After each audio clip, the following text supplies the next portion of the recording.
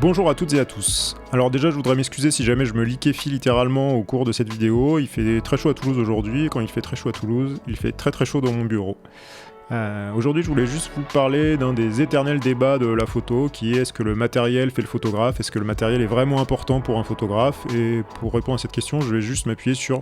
mon expérience personnelle, donc c'est pas une réponse empirique, c'est pas une réponse qui est valable pour tout le monde, mais c'est mon approche de la chose. Donc en général, on a toujours un peu deux camps sur ce sujet, comme dans tous les débats sur internet, et les deux points de vue les plus extrêmes qui sont souvent mis en avant parce que c'est internet, c'est ouais, si t'as pas un réflexe plein format à 5000 €, t'es pas vraiment un photographe pro, ou alors ouais, mais un photographe, même s'il a un matériel tout pourri, si c'est vraiment génie, il fera toujours des super photos. Alors évidemment, je pense que la vérité se situe quelque part entre ces deux points, avec une infinie variation de nuances différentes. Et c'est drôle à quel point, avant je faisais de la musique, et pour le matos de musique, on retrouvait le même débat avec les guitares, les amplis, etc.,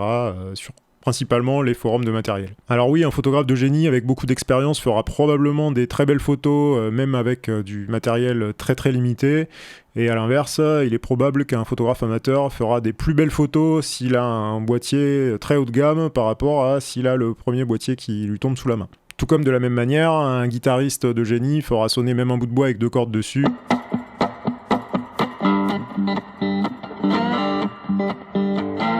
Et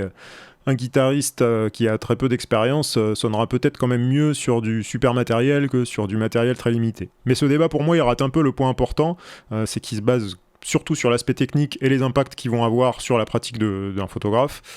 et pas sur est-ce que le matériel peut aider le photographe à progresser plus vite, ou est-ce que ce matériel va l'aider à prendre plus de plaisir à faire de la photo, ce qui va avoir un impact direct sur le point précédent, qui est de le faire progresser plus vite.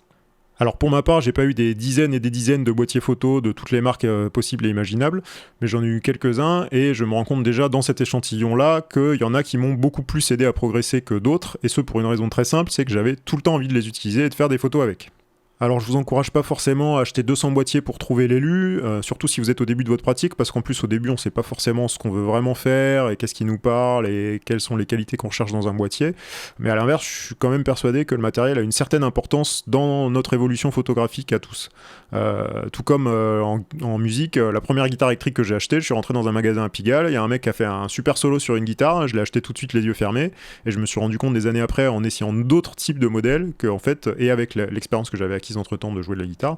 que la première guitare électrique que j'ai achetée était à peu près la moins adaptée à mon style et à mes mains et à ce que je voulais faire. Donc il m'a fallu un peu de bouteille pour m'en rendre compte, mais j'étais clairement pas le plus productif avec cette guitare-là, et changer de guitare m'a fait beaucoup de bien. Alors pour en revenir à la photo, pour les plans boulot, en fait, la question pour moi se pose moins, pas dans le sens où le boulot fait pas progresser, il y a plein de boulots que j'ai fait qui m'ont fait énormément progresser, bien sûr, mais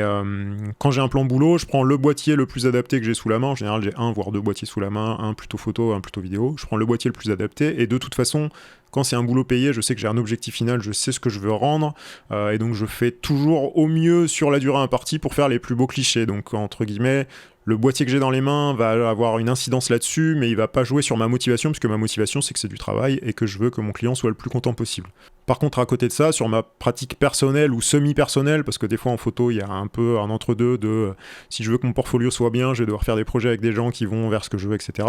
Pour cette pratique-là, clairement mes boîtiers sont pas tous égaux dans ce qu'ils m'ont apporté au fil du temps, et il y en a qui m'ont même débloquer des situations, on va dire. Il y a clairement des boîtiers qui m'ont plus donné envie de les prendre avec moi tout le temps, ou plus donné envie de créer des projets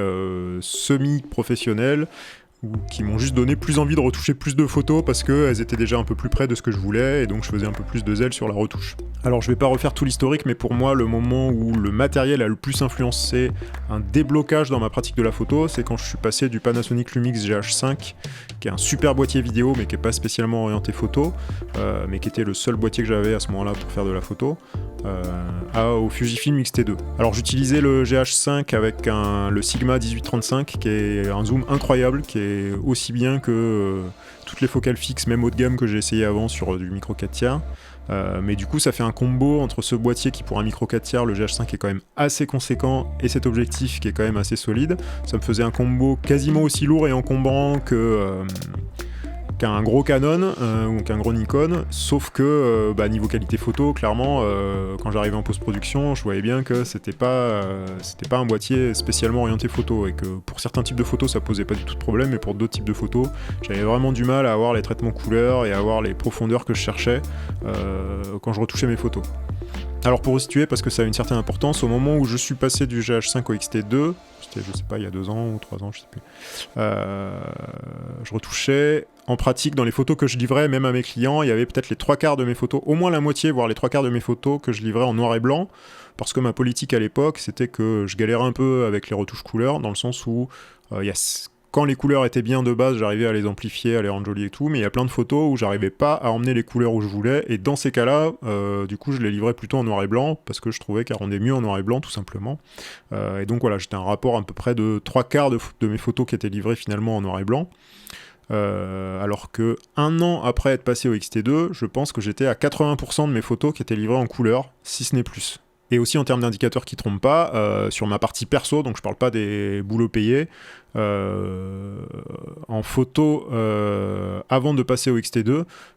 j'étais peut-être à 3000 photos par an. À cette époque-là, j'étais redescendu à 3000 photos par an à peu près en photo perso, là où 1 an après être passé au X-T2, j'étais plutôt à 10 ou 15 000 photos perso par an avec ce boîtier-là. Et la plus grosse raison qui m'a poussé à shooter beaucoup plus avec le X-T2, c'est vraiment le rendu des couleurs. Même les RAW, qui sont censés être bruts, pas trop travaillés, boostés, etc. par rapport au JPEG, quand je les ouvrais dans Lightroom, par rapport au boîtier que j'avais avant, que ce soit les Ricoh GR, que ce soit le GH5 et quelques autres boîtiers, quand j'ouvrais les photos dans Lightroom, les couleurs me pétaient aux yeux et j'avais envie de les retoucher en couleur vraiment, et pas comme d'hab de voir ce qui allait marcher le mieux, quoi. Alors aujourd'hui, peu importe où j'en suis objectivement dans ma pratique de la photo, une chose est sûre, c'est que j'ai beaucoup progressé sur mon traitement de la couleur, donc sous Lightroom et Photoshop. Et là, je retouchais pour mon portfolio, pour une refonte de mon site web, je retouchais des photos un peu anciennes pour les mettre un peu proches de mes nouvelles photos pour pouvoir en réutiliser quelques-unes, essayer d'avoir un traitement couleur un peu plus homogène sur l'ensemble de mes photos. Et donc j'ai essayé de retoucher des photos que j'avais fait au GH5 un peu en reportage. Et le constat, c'est que j'y arrive pas, c'est-à-dire que à l'époque, j'arrivais pas à faire ce que je voulais en couleur, et donc j'avais tendance à passer mes photos en noir et blanc. Et aujourd'hui, j'ai beaucoup plus de connaissances des outils Lightroom et Photoshop pour retoucher la couleur, et j'arrive toujours pas à faire ce que je veux avec ces RAW. Donc ça veut dire que mes soucis de l'époque étaient pas que liés à mon manque d'expérience, ils étaient aussi liés au fait que moi, en tout cas, j'arrive pas à faire ce que je veux avec des RAW photos du GH5. Donc ce qui veut dire que forcément, ça m'aidait pas à avancer dans ma connaissance de la couleur, de shooter des photos avec ce boîtier. Alors est-ce que quelqu'un d'autre pourrait faire absolument ce qu'il veut avec ce boîtier ou être extrêmement content du résultat ? Bien sûr que oui, je veux dire, je suis pas là, en fait, tout le but de cette vidéo, c'est pas pour dire que tel matériel est mieux qu'un autre, c'est juste pour dire que moi, je me rends bien compte, avec du recul, que passer au Fuji, ça m'a beaucoup aidé dans mes traitements couleurs, aussi parce que j'arrivais pas à faire ce que je voulais avec le GH5, et je savais pas si c'était parce que c'est moi qui m'y prenais mal, parce que je prenais mal mes photos, parce que tout ceci, cela, parce que j'arrivais pas à les retoucher et que j'avais pas l'expérience de les retoucher. Mais même maintenant que j'ai plus d'expérience de ça et que j'arrive à faire ce que je veux avec d'autres marques ou avec d'autres boîtiers que j'ai eu, j'arrive pas à le faire avec le GH5. Donc clairement, le GH5 m'a pas aidé pour ça, comme m'a aidé le X-T2 à ouvrir les yeux sur waouh, je peux faire ça en photo, j'ai envie de faire des photos couleurs, j'ai envie de retoucher mes photos couleurs comme ceci, comme cela, j'ai envie que les couleurs épètent, j'ai envie, voilà. Et du coup, au quotidien, si je dois passer 30 minutes à retoucher des photos d'un boîtier pour arriver à un résultat qui m'enchante pas, là où sur un autre boîtier, en 6 ou 10 minutes, je vais avoir un résultat waouh, vous vous rendez compte à l'échelle d'une année de pratique, la différence que ça peut faire sur la motivation, sur l'envie et juste sur l'apprentissage tout court, quoi. Aujourd'hui, j'ai un Sony A7R2 qui, à certains égards, est encore une évolution par rapport au X-T2, et qui m'a apporté d'autres choses d'un point de vue technique. Mais par contre, quand je sors les RAW du boîtier, je trouve que les couleurs elles sont très fades. Sur le Sony, il y a vraiment un côté délavé, qui est lié aussi à la dynamique incroyable du capteur, et qui fait qu'en retouche, par contre, je peux aller très très loin, et bien au-delà du GH5, et même bien au-delà du X-T2. Je peux emmener les couleurs vraiment où je veux, si je veux changer, faire virer une photo du tout au tout.